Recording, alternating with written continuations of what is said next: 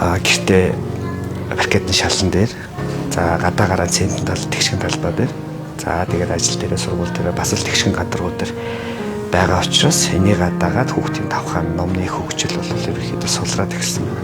Стандартын уулны хэмжилтийг хэмжиж байгаа аппаратууд бол байгаа. Гэхдээ тэрийг зөвхөн үнэлэх боломжтой хүмүүс чинь хүүхдийн ортопед эмчнэр буюу яг хүүхдийн соггог мэс засалж.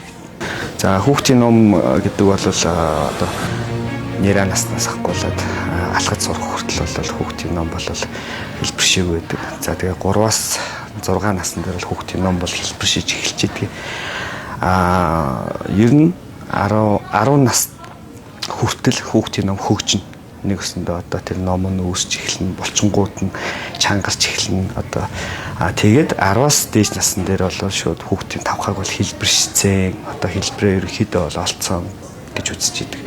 Тэгэхээр энэ насн дээр 10 наснд хүрэхэд хүүхдийн ном одоо бүрэн хөгжөөг байх юм бол энэ нь одоо ингээд цааш татуулах цэгийн согог болоод явна гэсэн үг. За тэгээд ер нь сүүлийн үед бол тавхаа хавтгай уулах гэдэг юм бол одоо энэ орчин цагийн бол нэлээ том сэдв болж эхэлж байна. Ягаад гэвэл бид нэр гэртээ паркетны шалан дээр за гадаа гараа центр тал тэгшин талбай дээр за тэгээд ажил дээрээ сургууль дээрээ бас л тэгшин гадаргууд дээр байгаа учраас энийг дагаад хүүхдийн тавхан номны хөгжил бол ерөнхийдөө сулраад ирсэн. Ер нь хөдөө орон нутагт амьдардаг хүүхдүүдтэй харьцуулахад одоо энэ хот суурин газар амьдарч байгаа хүүхдүүдийн тавхан хөгжил бол харьцангуй сулаа гадгаа. Ягаад тэгэхээр хөдөө бол тэгшин бус гадаргууд дээр одоо байгаль дээр гэсэн үг алхаж байгаа учраас хөлийн ном болон туслах булчингууд шүрмснүүдийн хөгжил маш сайн явагдаад тавхан номын хөгжил сайн явагдаад байгаа. За хавтгай уулан дээр ер нь бол энийг үүсэхгүй байх боломж байна уу байгаа. Энэ бол яг ном хөгжиж байгаа үеэс зөв гутлаа өмсөх юм бол хавтгай бол үүсэхгүй байхаас юу ч юм бол өндөр бэж идэг. Тэгэхээр бид нар өөрсдөө яг тийм уулавчаа ерөөсө багаас нь бас хэрэглэхгүй, тийм гутлаа бас хэрэглэхгүй, стандартын гутлаа барихгүй болохоор яа харахгүй тэгшин гадаргууд дээр хөлийн ном маань татгшоогоо ингэж үүсэт байгаа. За тэгээд хавтгай уул гэдэг маань өөрөө болохоор яг хоёр ангилдаг. Нэг нь бол уян зөөлөн гэсэн үг. Нэг өсөндөө хүүхэд гიშгээгүй хэвийн байдал дээр одоо хөвтөж яхад ч юм уу те номтой харагддаг. Босоод тэгшин гадар дээр гიშгэхээр татгшоогоо ном нь ингээ орчдөг. Энийг болохоор ерөнхийдөө зөөлөн гэдэг. Энэ бол иймэрхүү тохиолдлууд нь бол ер нь номтой боловчоор имжлэгдэх өөрөө боломжтой. Хатуу гэж хэлбэр өгдөг.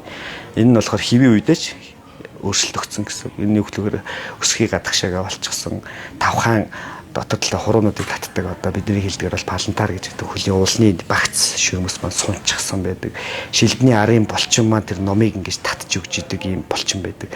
Энэ нь яг тэр ном хэсэгтэр бэхлэгч идэг. Энэ хэсэг нь одоо хит их сунцсантай холбоотойгоор эсвэл булчингийн хөгжил нь хит сул байгаатай холбоотойгоор хавтгай бол маань ер нь бол үүсэж байгаа. Хавтгай тавхаан дээр бол илэрхий өөрчлөлт өгнөхээр бол өсхийний гадагшаага байрлаад гიშгэд хитрхи татгшоогоо болж эхэлнэ гэсэн үг. Энэ цаашлаад юу үүсгдэг вэ гэхээр удаан хугацааны ачааллын үед өвдөх, за тулах цаг өөрчлөгдөж байгаа учраас за дээрэс нь өвдөг тавхаа дотгошоо гიშгэд хахаар өвдөг дагаад хүүхдийн мөч чинь өсч идэг байхгүй өсөлтийн бүсээрээ. Тэгэхээр яг тэр гიშгэж байгаа деформацаа дагаад өнцгөө дагаад хахаар нөгөө өвдөг маань X буюу сариу болж эхэлнэ.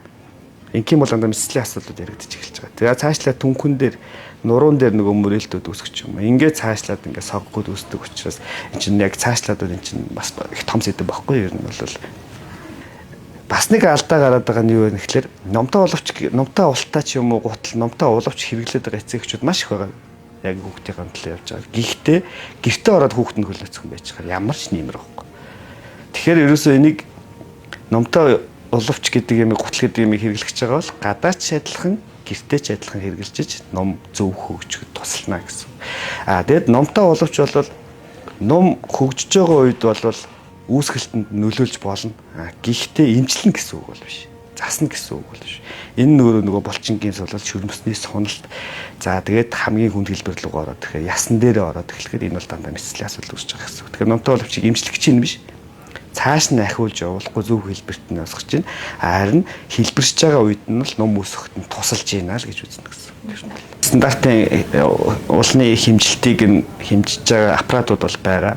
Гэхдээ тэрийг зөвхөн үнэлэх боломжтой хүмүүсчин хүүхдийн ортопед эмчнэр буюу яг хүүхдийн соггог мэс засалж эмчнэр л тэрийг яг үндсэн градусуудаар нь энийг ангилдаг ангиллуудаар нь бид нөр өөрсдөө ангилж байна гэсэн үг. Аль талдаа хитэн градус тавигч байна. Араас нь харахад одоо нүсхийн шагааны өнцөг хитэн градусаар өөрчлөгдсөн байна гэдгээр нь бид нэр заалтаа гаргадаг байхгүй. Тэгэхээр тэрийг бол мэрэгжлийн бус хүмүүс шууд зөвлөнө гэдэг маань бас жоохон өрөөсгөл байна. Хүүхдүүдэд бол номын яг хэмждэг аппаратын дээр нэг хэмжээд за тэгээд ер нь бол тавхааны одоо тавхаа бүтэн одоо гадаргууд дээр наалдж байна гэж үзэх юм бол номтой боловч зөвлөж байгаа бах. За зарим нэгэн сүүлийн үед гарч байгаа газрууд бол яг тухайн хүүхдийнхээ үндсэн яг тавхааныхаа хүн болгоных өөр байгаа шүү дээ. Тэрэнд нь тааруулсан бас юу боловч хийж байгаа газрууд байна. Үүсэх эрсдлээс нэг цэргийлнэ гэсэн үг. Дээрэс нь ном хөгжиж байгаа явцад бол бас тусална гэсэн үг.